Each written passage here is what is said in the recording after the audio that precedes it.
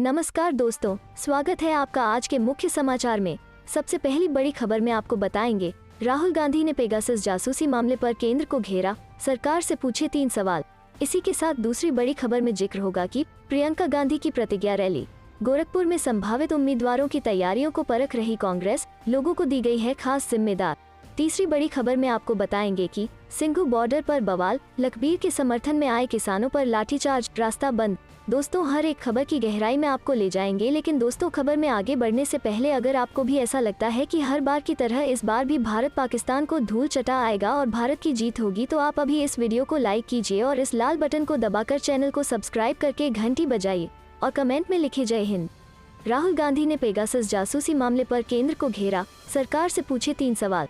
जी हाँ दोस्तों, राहुल गांधी ने पेगासस जासूसी कांड को भारतीय लोकतंत्र को कुचलने का एक प्रयास बताया है। राहुल गांधी ने इस मामले की जांच के लिए सुप्रीम कोर्ट की ओर से 3 सदस्यीय विशेषज्ञ समिति नियुक्त किए जाने को बड़ा कदम करार देते हुए कहा कि मुझे विश्वास है कि हम इसकी पूरी सच्चाई निकाल लेंगे। राहुल गांधी ने आगे कहा कि पिछले संसद सत्र के दौरान हमने पेगासस का मुद्दा उठाया था। कांग्रेस के पूर्व अध्यक्ष ने कहा कि सुप्रीम कोर्ट ने इस पर अपनी राय दी है और हम जो कह रहे थे उसका समर्थन किया है। राहुल गांधी ने सरकार से 3 सवाल भी पूछे हैं, जिसमें पहला है पेगासस को किसने अधिकृत किया, इसका इस्तेमाल किसके खिलाफ किया गया था और क्या दूसरे देशों की हमारे लोगों की जानकारी तक पहुंच है। उन्होंने कहा, हमें खुशी है कि सुप्रीम कोर्ट ने पेगासस मामले पर विचार करना स्वीकार कर लिया है। हम इस मुद्दे को फिर से संसद में उठाएंगे। हम कोशिश करेंगे कि संसद में बहस हो। मुझे यकीन है कि बीजेपी इस मामले पर बहस करना पसंद नहीं करेगी। राहुल गांधी ने कहा कि पेगासस का इस्तेमाल मुख्यमंत्रियों, पूर्व प्रधानमंत्रियों, बीजेपी के मंत्रियों सहित अन्य के खिलाफ किया गया था। राहुल गांधी ने पूछा कि क्या प्रधानमंत्री और गृह मंत्री पेगासस के इस्तेमाल से डेटा प्राप्त कर रहे थे। उन्होंने आगे कहा कि अगर चुनाव आयोग, सीईसी और विपक्षी नेताओं के फोन टैपिंग का डेटा पीएम के पास जा रहा है तो यह एक आपराधिक कृत्य है। चलते हैं अगली खबर की तरफ। प्रियंका गांधी की प्रतिज्ञा रैली। गोरखपुर में संभावित उम्मीदवारों की तैयारियों को परख रही कांग्रेस, लोगों को दी गई है खास जिम्मेदार। जी हाँ दोस्तों, गोरखपुर चंपा देवी पार्क में 31 अक्टूबर को होने वाली कांग्रेस की प्रतिज्ञा रैली में भीड़ जुटाने की जिम्मेदारी विधानसभा चुनाव लड़ने के इच्छुक उम्मीदवारों का भाग्य भी तय करेगी।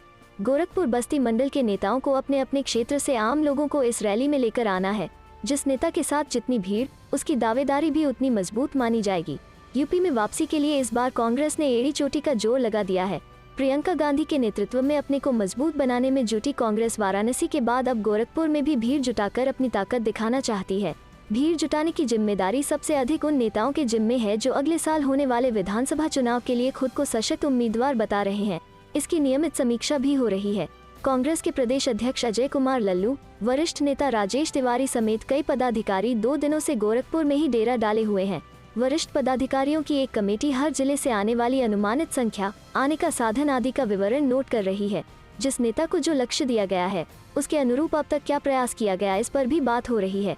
कांग्रेस का केंद्रीय कार्यालय भी यहाँ की गतिविधियों पर नजर रखे हुए है। चलते हैं अगली खबर की तरफ। सिंघू बॉर्डर पर बवाल, लखबीर के समर्थन में आए किसानों पर लाठीचार्ज, रास्ता बंद। जी हाँ दोस्तों, सिंघू बॉर्डर पर हुई लखबीर सिंह की हत्या मामले में अब और ज्यादा बवाल होने वाला है। भारी संख्या में यूपी और उत्तराखंड से किसान सिंघू के लिए रवाना हो चुके हैं। अभी के लिए सभी किसानों को नरेला पर रोक दिया गया है। पुलिस ने हल्का बल प्रयोग करते हुए किसानों को आगे जाने की इजाजत नहीं दी है। जानकारी के लिए बता दें कि कुछ दिन पहले निहंगों ने बड़ी ही बेरहमी से लखबीर सिंह की हत्या कर दी थी। उसके हाथ पैर भी काट दिए गए थे। मामले में कई लोगों की गिरफ्तारी हो चुकी है, लेकिन अभी भी ये मामला तूल पकड़ता दिख रहा है। इसी कड़ी में अब यूपी उत्तराखंड के किसान लखबीर के लिए न्याय की मांग कर रहे हैं। वे सिंघू पर जा अपनी आवाज बुलंद करना चाहते हैं, लेकिन पुलिस को चिंता है कि दूसरे किसानों का यूं सिंघू बॉर्डर पर पहुंचना टकराव को और ज्यादा बढ़ा सकता है। कई महीनों से किसान सिंघू बॉर्डर पर अपना विरोध प्रदर्शन कर रहे हैं। ऐसे में अब दूसरे राज्यों के किसानों का वहां पहुंचना स्थिति को नियंत्रण से बाहर कर सकता है। ऐसे में अभी के लिए पुलिस ने यूपी उत्तराखंड से आ रहे किसानों को नरेला पर रोक दिया है। लाठीचार्ज हुआ है, लेकिन पुलिस कह रही है कि स्थिति अब काबू में है। लखबीर केस की बात करें तो पुलिस ने 2 निहंगों को तो गिरफ्तार कर लिया था, वहीं 2 ने सरेंडर कर दिया था। ऐसे में कुल 4 लोगों की गिरफ्तारी हो चुकी है, लेकिन इस मामले को लेकर अभी भी विवाद जारी है। एक तरफ किसान नेता राकेश टिकैत इसे केंद्र की एक साजिश बता रहे हैं, तो वहीं सरकार भी किसान आंदोलन को हिंसक बता रही है। वैसे लखबीर की पोस्टमार्टम रिपोर्ट भी सामने आ चुकी है। बताया गया है कि लखबीर के शरीर पर 36 चोट के निशान थे। उसे काफी बेरहमी से पीटा गया था। अभी के लिए संयुक्त किसान मोर्चा ने खुद को इस विवाद से पूरी तरह दूर रखा है। वे निहंगों को भी अपने किसान आंदोलन का हिस्सा नहीं मान रहे हैं। लेकिन लखबीर के न्याय के लिए चुनावी रण बने उत्तराखंड और यूपी से किसान आना शुरू हो गए हैं। चलते हैं अगली खबर की तरफ। अगले हफ्ते फिर बढ़ सकते हैं रसोई गैस के दाम, पेट्रोल डीजल की कीमत में फिर इजाफा। जी हाँ दोस्तों, रसोई गैस LPG की कीमतों में अगले हफ्ते बढ़ोतरी हो सकती है। इस बीच 2 दिन के अंतराल के बाद बुधवार को वाहन ईंधन कीमतों में फिर बढ़ोतरी हुई। पेट्रोल और डीजल दोनों के दाम 35 पैसे प्रति लीटर और बढ़ गए हैं। सूत्रों ने बताया कि LPG के मामले में लागत से कम मूल्य पर बिक्री से होने वाला नुकसान अंडर रिकवरी 100 रुपये प्रति सिलेंडर पर पहुंच चुका है। इस वजह से इसकी कीमतों में बढ़ोतरी हो सकती है। सूत्रों ने बताया कि रसोई गैस सिलेंडर का दाम कितना बढ़ेगा यह सरकार की अनुमति पर निर्भर करेगा। इससे पहले 6 अक्टूबर को रसोई गैस सिलेंडर के दाम 15 रुपये बढ़ाए गए थे। जुलाई से 14.2 किलोग्राम के रसोई गैस सिलेंडर का दाम 90 रुपये बढ़ चुका है। मामले की जानकारी रखने वाले सूत्रों ने कहा कि सार्वजनिक क्षेत्र की पेट्रोलियम मार्केटिंग कंपनियों को खुदरा दाम लागत के अनुरूप करने की अनुमति नहीं दी गई है। इसके अलावा इस अंतर को पाटने के लिए अभी तक सरकार की ओर से कोई सब्सिडी भी नहीं दी गई है। उन्होंने कहा कि अंतर्राष्ट्रीय स्तर पर कीमतों में बढ़ोतरी के बीच LPG की बिक्री पर नुकसान 100 रुपये प्रति सिलेंडर पर पहुंच गया है। LPG की दरों में पिछली बार 6 अक्टूबर को प्रति सिलेंडर 15 रुपये की बढ़ोतरी की गई थी, जिससे जुलाई के बाद से दरों में कुल वृद्धि 90 रुपये प्रति 14.2 किलोग्राम सिलेंडर हो गई। चलते हैं अगली खबर की तरफ। अखिलेश के साथ मऊ पहुंचे राजभर, बोले बंगाल में खेला होबे के बाद यूपी में खदेड़ा होबे। जी हाँ दोस्तों, मऊ में सुभाषपा के स्थापना दिवस समारोह में सपा अध्यक्ष अखिलेश यादव और ओम प्रकाश राजभर ने गठबंधन का औपचारिक ऐलान कर दिया। इस मौके पर ओम प्रकाश राजभर ने जनता को संबोधित करते हुए कहा कि इस मंच पर अखिलेश यादव को मुख्यमंत्री बनाने को लाया हूँ। आने वाले मुख्यमंत्री अखिलेश यादव हैं। इन्हें बिजली बिल माफ कराने लाया हूँ। यदि यूपी में अखिलेश यादव की सरकार बनी तो अगले 5 साल घरेलू बिजली फ्री मिलेगी। ओम प्रकाश राजभर ने कहा कि बीजेपी को हराने के लिए बंगाल में खेला होबे का नारा लगाया गया था। अब यूपी में बीजेपी का खदेड़ा होबे। यूपी में CM योगी का विदाई चाहिए। उन्होंने कहा कि पिछड़ों के हित के लिए हम सपा के साथ आए हैं। जाति जनगणना के लिए अखिलेश यादव को साथ लाए हैं। गरीबों का इलाज फ्री कराना है। उन्होंने कहा कि नरेंद्र मोदी और CM योगी झूठ बोलने वाले नेता हैं। ओम प्रकाश राजभर ने कहा कि मैं सत्ता पर बैठना जानता हूं तो सत्ता से हटाना भी जानता हूं। अखिलेश को भैया कहते हुए ओम प्रकाश राजभर ने पुलिस जवानों की पैरवी भी की। उन्होंने कहा कि पुलिस के जवानों को 16 से 18 घंटे ड्यूटी करनी होती है। आगे से पुलिस वाले के लिए एक दिन में 8 घंटे ड्यूटी करना है, एक दिन छुट्टी करना है। बॉर्डर वाली प्रथा खत्म करनी है। उन्होंने कहा कि तनख्वाह को दोगुना करना है। सत्ता में आते ही पुरानी पेंशन को बहाल किया जाएगा। ये भीड़ अखिलेश को मुख्यमंत्री बनाने आई है। उन्होंने कहा कि प्रदेश में शिक्षा को लेकर कई कदम उठाए जाएंगे। प्रदेश में लड़का लड़की को जो स्कूल नहीं जाने देगा उन माता पिता को जेल भेजने का कानून लाया जाएगा। उन्होंने कहा कि अमित शाह यहाँ वोट मांगने न आए। हमने मऊ से मुख्यमंत्री बनाने का बिगुल फूंक दिया है। चलते हैं अगली खबर की तरफ। नरेंद्र मोदी की दाढ़ी की तरह बड़ी महंगाई, कमलनाथ का बयान। शिवराज को कहा एक्टर।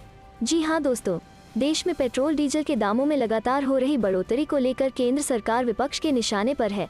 ऐसे में मध्य प्रदेश के पूर्व मुख्यमंत्री और कांग्रेस प्रदेश अध्यक्ष कमलनाथ ने महंगाई को लेकर PM मोदी की दाढ़ी पर तंज कसा है।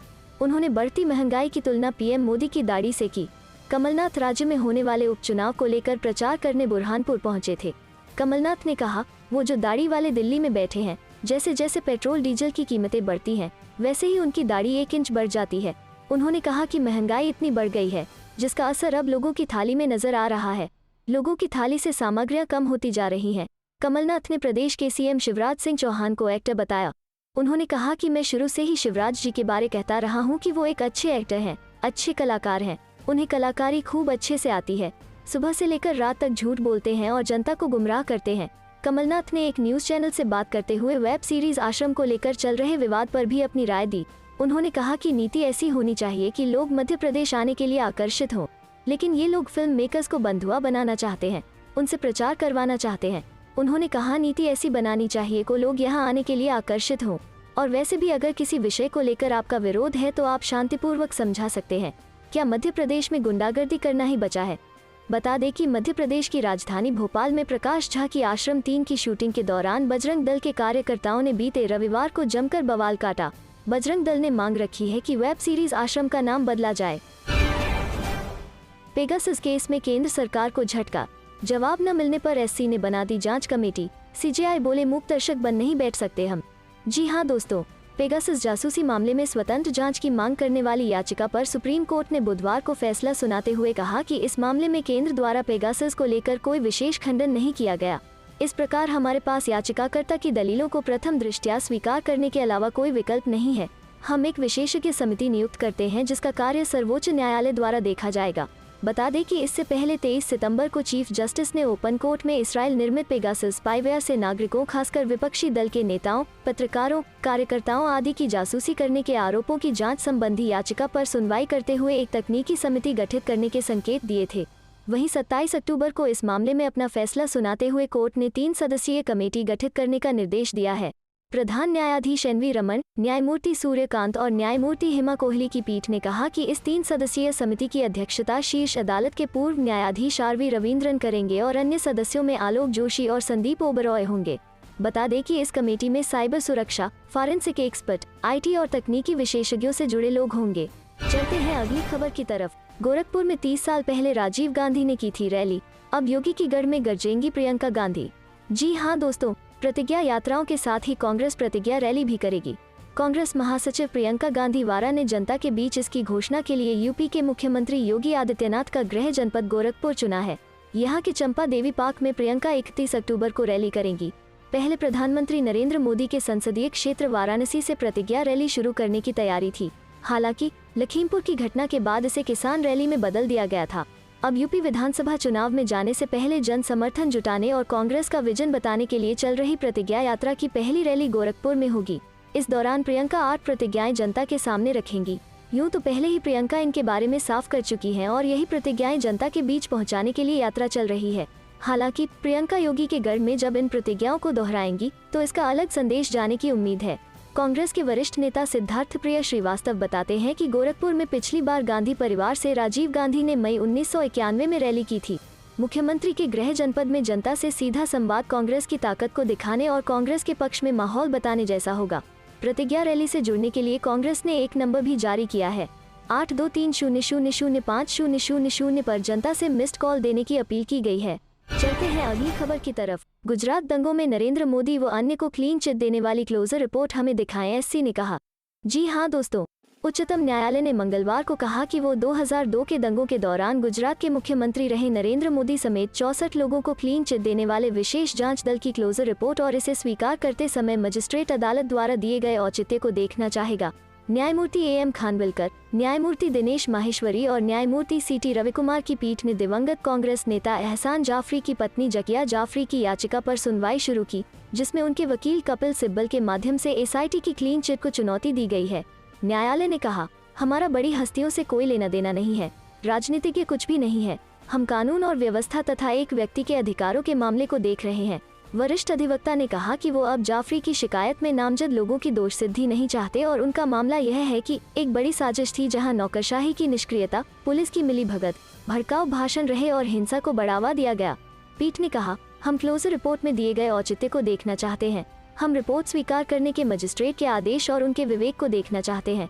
वरिष्ठ अधिवक्ता ने शीर्ष अदालत के आदेशों, SIT और न्याय मित्र राजू रामचंद्रन की रिपोर्ट का हवाला देते हुए कहा कि क्लीन चिट और बाद में निचली अदालतों द्वारा इसकी स्वीकृति गुलबर्ग सोसाइटी मामले तक सीमित नहीं थी, जिसमें 28 फरवरी 2002 को अहमदाबाद में मारे गए 68 लोगों में एहसान जाफरी शामिल थे।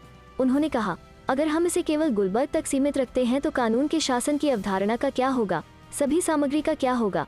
अदालत जो करती है उसके आधार पर एक गणतंत्र खड़ा होता है या गिर जाता है। सॉलिसिटर जनरल तुषार मेहता ने कहा कि मूल शिकायत जकिया जाफरी ने दर्ज कराई थी, जो अहमदाबाद में गुलबर्ग सोसाइटी में रहती थी।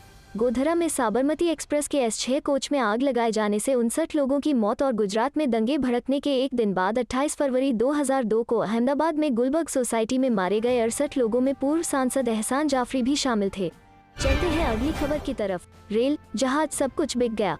रैली में लालू यादव का बीजेपी पर वार।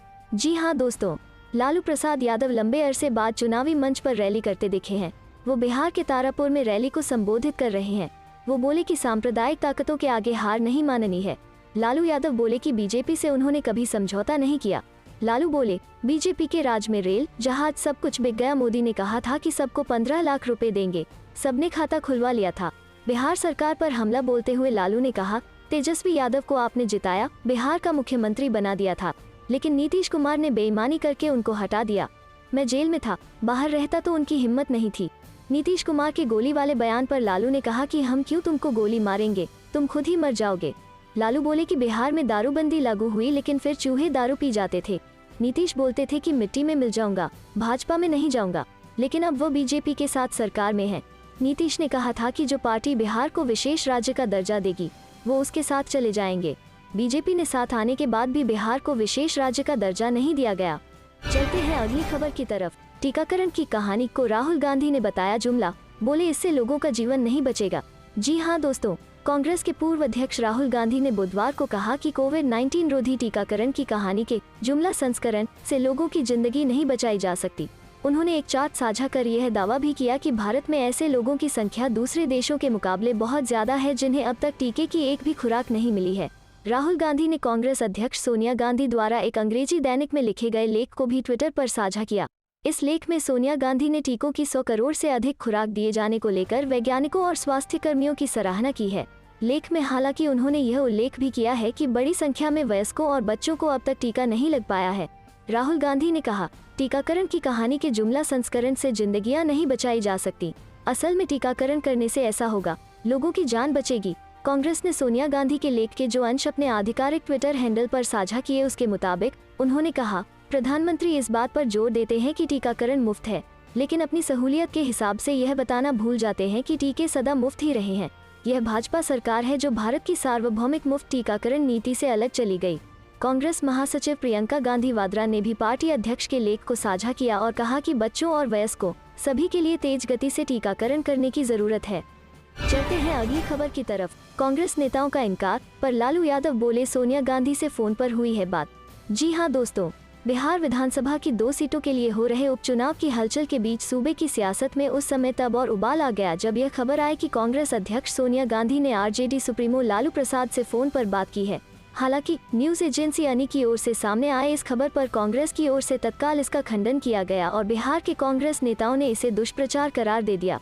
लेकिन अब स्वयं लालू प्रसाद यादव ने इस बात की पुष्टि कर दी है कि उनकी सोनिया गांधी से फोन पर बातचीत हुई है। लालू यादव ने मीडिया कर्मियों के समक्ष तारापुर व कुशेश्वर स्थान में राजद की जीत का दावा करते हुए कहा कि सोनिया गांधी से भी फोन पर बातचीत हुई है और कांग्रेस अध्यक्ष ने उनका कुशलक्षेम पूछा है। लालू यादव ने बताया कि सोनिया गांधी से बातचीत में उन्होंने विपक्षी एकजुटता के लिए मीटिंग की सलाह दी है। जानकारी के अनुसार सोनिया गांधी ने मंगलवार को लालू प्रसाद यादव से फोन पर बात की। सोनिया गांधी से लालू प्रसाद की इस बात को हाल के दिनों में हुई तल्खी के बीच काफी अहम माना जा रहा है, लेकिन लालू प्रसाद यादव की इस बातचीत की पुष्टि से पहले बिहार कांग्रेस के नेता इससे इनकार करते रहे। कांग्रेस के वरिष्ठ नेता प्रेमचंद्र मिश्रा ने न्यूज 18 से बताया था कि सोनिया गांधी से बातचीत का दुष्प्रचार किया जा रहा है। लालू यादव और सोनिया गांधी में कोई बातचीत नहीं हुई है।